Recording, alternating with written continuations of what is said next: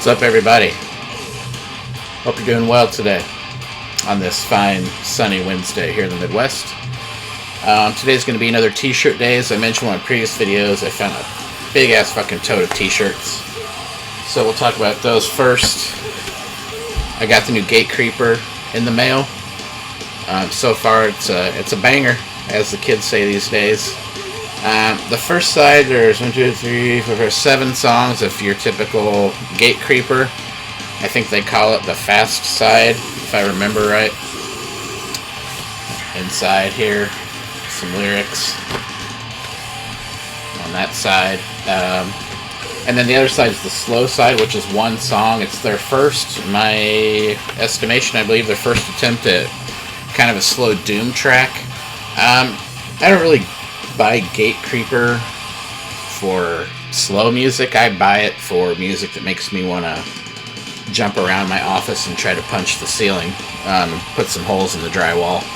With that being said, they actually did a pretty good job of their doom track. It starts off with kind of some slowish chords, and then it kind of meanders a little bit to kind of a crescendo, and then there's a great melodic part towards the end of it. And then it comes back down to the beginning melody, or the beginning intro riff. So good songwriting. If it's their first attempt at it, it's pretty good. If they did a whole album of it, I don't know if I would buy it, but I buy them for those first 6 or 7 songs on side A. It is a 45 RPM, so if you get this, be sure to switch your turntable up. But yeah, this first side is just great stuff. It's flying off the shelves. I think they've had to repress it already, so check it out. So we're going to talk about some t-shirts I found. This first one is a band I've touched on briefly. This is a Veil shirt, a punk rock band, punk/hardcore band out of Richmond, Virginia. They reissued, they being Jade Tree Records, Dixie, 4 a.m. Friday, and Over the James. This came out, these reissues came out a while ago, but the t-shirt came with it. If you look at the back of Over the James, I'm trying to get the glare off, it's the same as the t-shirt that I just showed.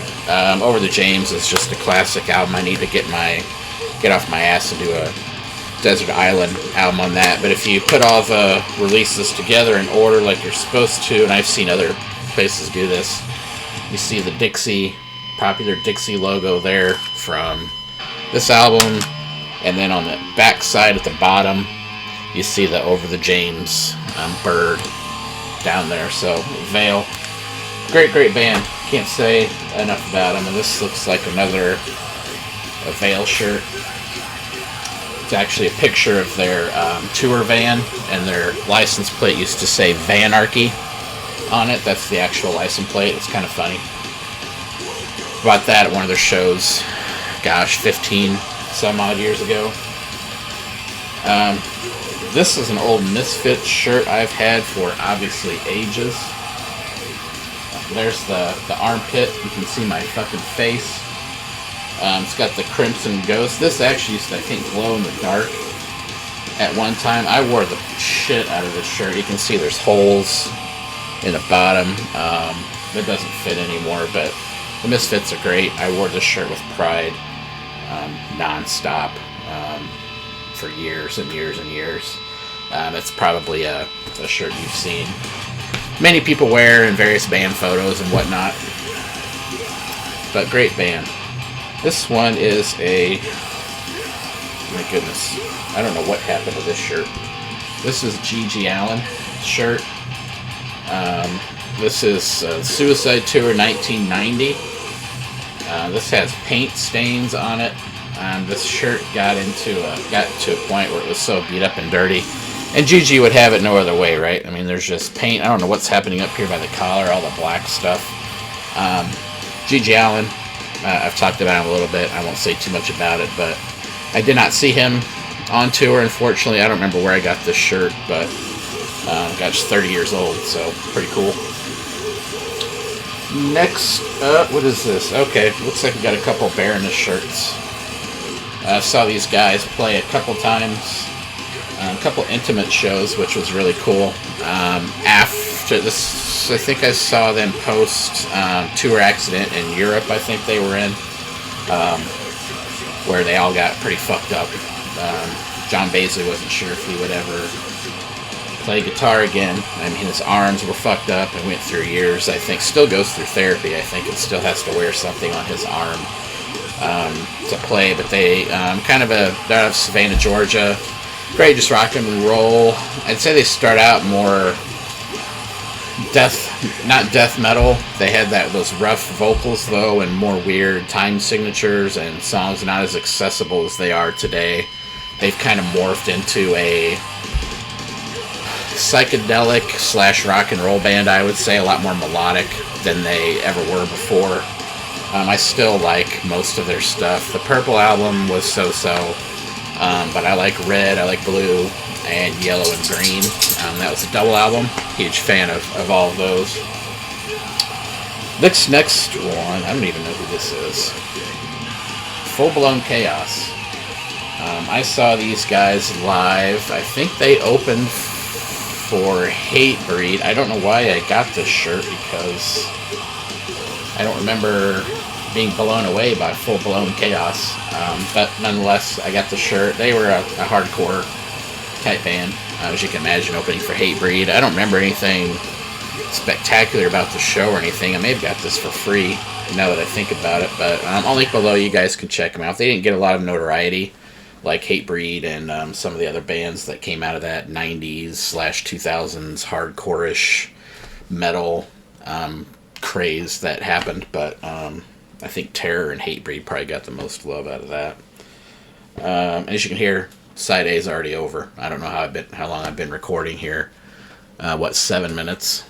So side 1 of this is only 7 minutes long. This is more like an EP. It's a teaser for obviously a full length coming, and I cannot wait. This is The Devil in the Sea. It says fucking awesome there at the bottom. This is a band I worked with. They were out of, I want to say, Texas. Kind of a stoner. I don't want to say stoner doom, because that's a term overused so much. They had a lot of faster stuff too. But I put out a 10-inch by those guys, and I'll talk about them more once I start getting into my record label videos in the coming weeks and months. This is another band, Imbroglio. I worked with someone taking some pills there on the front. They are out of Dayton, Ohio, if I remember right. I put out a few releases for those guys. They were actually my first release ever for the label back in 2008, I believe. They were in, I remember I put that record out. I think I made, well, I won't spoil the details when I talk about record labels, but they got a 9 out of 10 in Decibel Magazine, and I thought, finally, I started a record label, and this is gonna fly off the shelves. Lesson learned and all of that, folks. So more to come if you are deciding to start a record label. I'm gonna drop some knowledge on you all. So this is Gaza.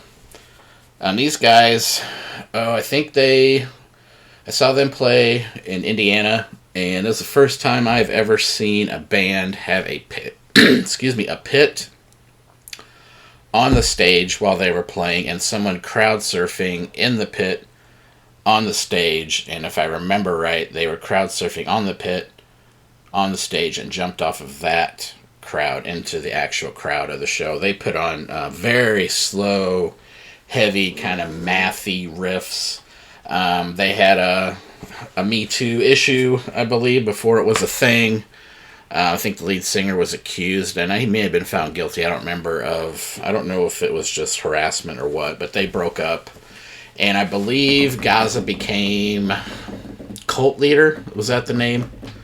My memory escapes me. I think Cult Leader, it came out of the ashes of Gaza. I'll link them below if that was the right term. But Gaza were great. I think their album, I Don't Care Where I Go When I Die, is still a great album.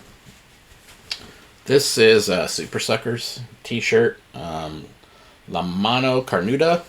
Not sure what that means in Spanish. Probably said it wrong, but vintage Super Suckers. I talked about that in my last video. Just kind of cool punk rock, a little bit of rockabilly and country mixed in. Great stuff. Next one. Oh, we're going way back here. I saw Blue Grape. Oh, this is a Fear Factory t-shirt with the Fear Factory logo on the sleeve, and then Fear Factory in text. Let's see if I can get that for the camera on the other sleeve. And in the back, there's a quote. In America today, every 25 fucking seconds, someone is viciously raped. Murdered in America. This is America. And I love America. I love America. That quote is from the beginning of a song on not Demanufacture, the one before it. I don't remember the name of it off the top of my head. I don't remember the song, but I remember wearing this shirt in public, and people would read the back of this and were extremely offended. Like, how could you say such thing or wear a shirt that says such things? Not realizing it was more said in irony, not meant to be, hey, everyone's raped and violated and murdered and someone's life is taken in America, and yay. That wasn't the point of the shirt, but people, of course, take things literally even back then, just like they do today. A few more here. Ooh, these are good ones. Which one I'm going to talk about first? I'm going to talk about this one. Insect Warfare. World Extermination. I got to see these guys live, I think, again, about 15 years ago at the same show that Gaza was at. And Weekend Nachos and tons of other great bands. Pig Destroyer. It was a thing called Dude Fest in Indiana. I don't think they have it anymore, but it had a good run. Great grindcore band. I don't think they put anything out after World Extermination, but I'm going to link them below. These guys deserve a lot more credit than they get. You hear Napalm Death, Pig Destroyer, all the biggies, but Insect Warfare is just pummeling song after pummeling song, but it doesn't get old. It's just great high quality, well produced grindcore. This one is a t-shirt I talked about in one of my other t-shirt videos. I was hoping I still had it, and I do. This is old school Cathedral shirt. If you remember one of my videos, I talked about how much I hate their vocals. There's the sleeve that says Cathedral. Well, it says it on both. The back, it appears to be some tour dates. Tolling the Bells, Morosimus. There are some tour dates on here. I did not go to any of these shows. I think it might have just been a t-shirt that was imported. But I really loved the front of it. It's not something I've ever seen on a Cathedral release. But yeah, this is a super old one. I've had this one for well over 20 years. The bottom says Neverlasting Love. So yeah, this is a great shirt for my collection. I was loved, like I've said before, the music of Cathedral, but I could not get past the vocals. But I still own all their stuff. So last, definitely not least, this is a vintage Carcass t-shirt, a red metal t-shirt, I know. And it says Carcass on Tour 1992 on the back. I've had this one for well over 30 years. Well, no, 28 years. I did not see Carcass on Tour in 1992, but I was a fan of Carcass. And I'm wondering if around the time Tools of the Trade maybe came out, but I wore this shirt everywhere. And as you can imagine, people see, especially my mother, seeing Carcass on the front. She's like, my God, you like Carcass in a band called Suicidal Tendencies? Where did I go wrong? But yeah, this is a rare red shirt in the metal community, especially for back then. I think they were all black and white, it seems like. But yeah, those are some cool t-shirts. I have a whole other half of a tote to get through. I'm still looking for an Obituary t-shirt I used to have with the baby seal getting put out of its misery on the back. I don't know if I kept that one, though. That was from the World Demise era. I talked about that with, I think it's Brian Arkham in his channel. In the comment section, he showed World Demise, and that picture was generated a lot of conversation, especially when you wore it on the back of a t-shirt. So I hope you guys enjoy this trip down memory lane. If you haven't picked it up yet, the new Gate Creeper, An Unexpected Reality. If I didn't mention it earlier on Closed Casket Activities, I think there's still some vinyl copies left. But they are selling out fast, and I don't know how much more they're going to repress. So check that out, and hope you guys enjoy this video, and I will catch you all next time.